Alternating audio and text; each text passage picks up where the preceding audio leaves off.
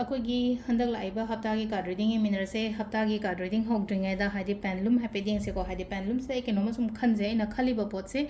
ꯀꯔꯝꯕ ꯃꯇꯝꯗ ꯅꯠꯇ꯭ꯔꯒ ꯍꯥꯏꯗꯤ ꯀꯔꯝ ꯀꯥꯟꯗ ꯌꯥꯒꯗꯒꯦ ꯑꯣꯏꯒꯗꯒꯦ ꯍꯥꯏꯕꯅꯆꯤꯡꯕ ꯑꯗꯨꯃꯥꯏꯅ ꯍꯥꯏꯐꯦꯠ ꯌꯦꯡꯁꯦꯀꯣ ꯑꯗꯣ ꯀꯩꯅꯣꯝꯃ ꯍꯥꯏꯗꯤ ꯃꯥꯏꯟꯗ ꯇꯛꯂꯥꯎ ꯂꯥꯛꯇ꯭ꯔꯒꯁꯨ ꯚꯤꯗꯤꯑꯣꯁꯦ ꯄꯣꯁ ꯇꯧꯔꯒ ꯊꯝꯃꯦꯗꯅꯀꯣ ꯑꯗꯨꯒ ꯑꯗꯨꯃꯥꯏꯅ ꯇꯧꯔꯒ ꯌꯦꯡꯕꯤꯔꯁꯨ ꯀꯩꯁꯨ ꯀꯥꯏꯗꯦꯀꯣ ꯚꯤꯗꯤꯑꯣꯁꯦ ꯄꯣꯁ ꯊꯝꯃꯒ ꯍꯥꯏꯗꯤ ꯀꯩꯅꯣꯝ ꯈꯜꯂꯣ ꯑꯩꯅ ꯑꯗꯨꯒ ꯈꯜꯂ ꯃꯇꯨꯡꯗ ꯑꯃꯨꯛ ꯑꯣꯟ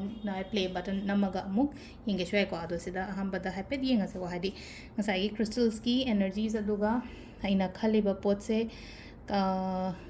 करम कांदा ओइगदगे हाइबदो अदो हाइफेतंग नुंगसिना कदोमदा पुगे हाइबदो येंगसेको अखोइगे ओइना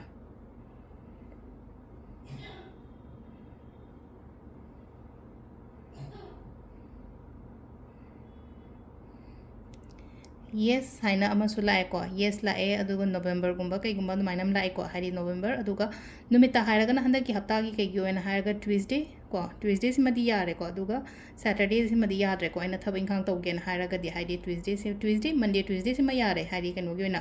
अदुगा ngसाइगी नवंबर एंड मार्च गुंबा कईगुंबा दुमाइन लाए को हाइदि पोतसिना अखोइना खलिबा पोतसिना अदु सिसिना अखोइगी रून्स की सॉरी अखोइगी पेंडुलम की लेरे अदुगा कनोगी अमु यमिनरसो हाइदि कार्ड मेसेज यमिनरसे हप्तागी ओइना अदो सिदा अइना नुंग अहुम बा लौथोकचरके नुंग अहुम सिदगी अमा खल्लसेको अहांबसे अखोइगी टाइगर आई लेरेको सिसे टाइगर आई की नुंगसे सि लेरेको टाइगर आई की नुंगसे खनसिरा नत्रगा अखोइगी ग्रीन एवेंचुरिन गुंबा खनसिरा कनो को अखोइना कनो खनबसेको अदुगा लास्ट एमेथिस को अहुम सिदगी अमा खनबिरसेको अहुम सिदई अमा खल्लगा स्माइना हाइतारको साइन थम्मगेको आई नुंग मैमसे अदुदगी अराकपा अखोइगी सिगी कनोसे कार्ड्स की मेसेज से अदु येंगसे कार्ड की मेसेज ने अदुगा येस और नो हाइफेतंग येंगसेको येस और नो हारगदे हंदक हप्ता से अइना तौगे काइना खलिबा पोतसे हाइदि कनो तौगद्रा हाइदि तौसिरा तौरुसिरा ओइगद्रा ओइरोद्रा हाइबना चिंगबा दुमाइना को सिसिमा लेरेको अदुगा येस और नो गे सो हाइफेत येंगसे येस और नो गे सो सिदा अमा हनी अहुम को अदो अहम एंजल मेसेज ना कई एंजल कार्ड मेसेज ना कई लाके येंगमिनरसे अदुगा येस और नो दना कई लाके अदु हाइफेट येंगसेको अहम को टाइगर आई खन मंग येंगसेको टाइगर आई गिसेको से लाइसे लुक फॉर अ साइन हैन लाएको अदो सिदा लाइसे अहमदको अखोइगी कइनोनेको हाइदि अपॉर्चुनिटीज कुंबा लाप खोटपदा हाइदि मिस तौहंदबा खतंग फोकस थमगा थबक तौबियोको हाइदि यारिङै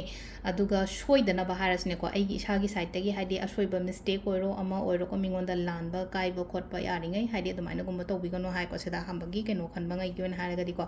टाइगर आई खनबंगै गी ओइना हारगदिको अदुगा प्लस हाइदि इशोरना चानबा मतमसु ओइको हाइदि ब्लेसिंग्स हारसिनो के एंजल्स हारगदि ngसाइगी हाइदि कोई ईश्वर से नेबदम हाइदि ngसाइगी हाइदि से लेनो क्रिश्चियन गी अदुगी दागी नते एंजल्स मीन्स हाइदि अखोइबो कइनो तौरिबा हाइदि मंगाल पिबिरिबा खोपिरिबा हाइदि ताइबंग सेंबा मपुन हारसिनेको अमाइन तौरगा हाइदि सिदा लुक फॉर अ साइन लाको मतम सिदा को आइगोंदा हाइदि ब्लेसिंग्स सुलाइगनी अदुगा अपॉर्चुनिटीज कुंबा कइगुंबा दुमाइना खरसु आइगोंदा कइनो तौगनिको अदुगा येस और नो गिना कइ लाके हैबन रिकंसीडर हाइना लाइको से लाइसेको अनि सुबगिसिना हाइदि रिकंसीडर येस और नो गी कार्टना रिकंसीडर हाइन लाइ रिकंसीडर से नमु कमाइना नो हाई कांसे मतम खतंग ngaiko ko aina tauge na khaliba hai tare thabak se aina tauge na khaliba any kind of project oiro proposal gum bala eko lena khalase atara kadi kitang ngaiko ko aduga haidi aina khaliba pot se haidi aina thajaba mi en harasine ko aina thajaba mi natraga कईनो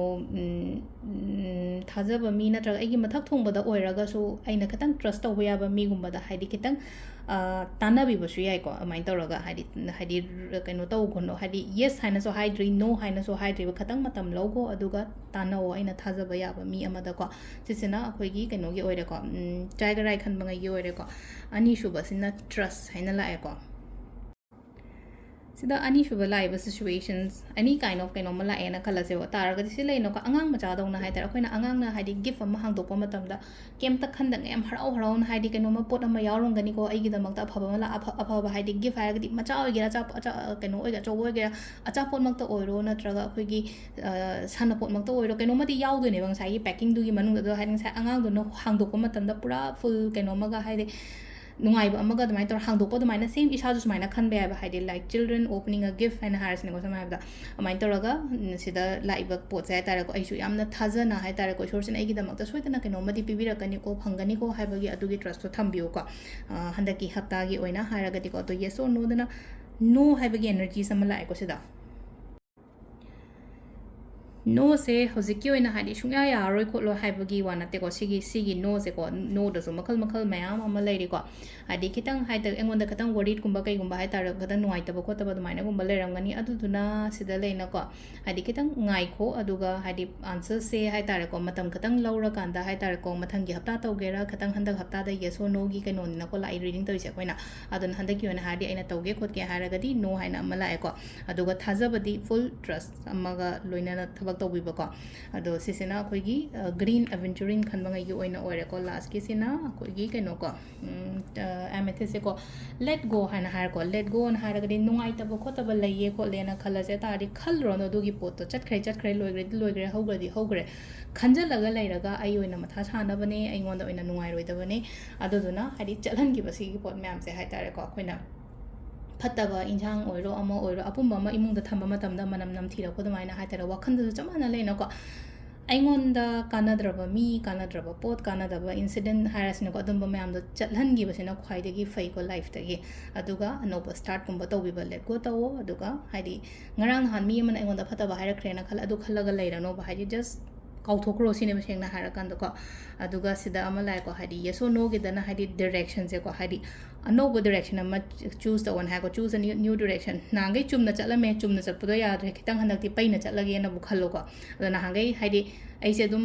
ꯆꯨꯝꯅ ꯆꯠꯂꯝꯗꯦꯅ ꯑꯃꯨꯛꯁꯨ ꯈꯜꯂꯁꯦꯕ ꯁꯤꯗ ꯑꯩꯁꯦ ꯑꯗꯨꯝ ꯁꯣꯔꯠꯀꯠꯀꯨꯝꯕ ꯇꯧꯋꯦ ꯈꯣꯠꯂꯦꯅ ꯈꯜꯂ ꯇꯥꯔꯗꯤ ꯑꯃꯨꯛ ꯍꯟꯗꯛ खितंग चेंज तौर येंगोबा डायरेक्शन दो खितंग अइजे हंदक खरा तपना चटके खरा कइनो तौर चटके नत्रगा हाइदि सोम चटपदा याद्रे हारगदि सोम दे ओइरोम चटप मतम दा इसे यागिद्रे दाव यादबनी खंगदे एंगोंदा चानादबनी खंगदे अमनि का तादे येलोंगी माइगेदा मु येंगसे बस माइन तर हाइदि एंगल चेंज थो येंगा जाइन तर सिदा को चूज अ न्यू डायरेक्शन हाइना दमाइन लाए को अदो सिदा लेरे अखोइगी हंदकी हप्तागी कार्ड रीडिंग से मैम थैंक यू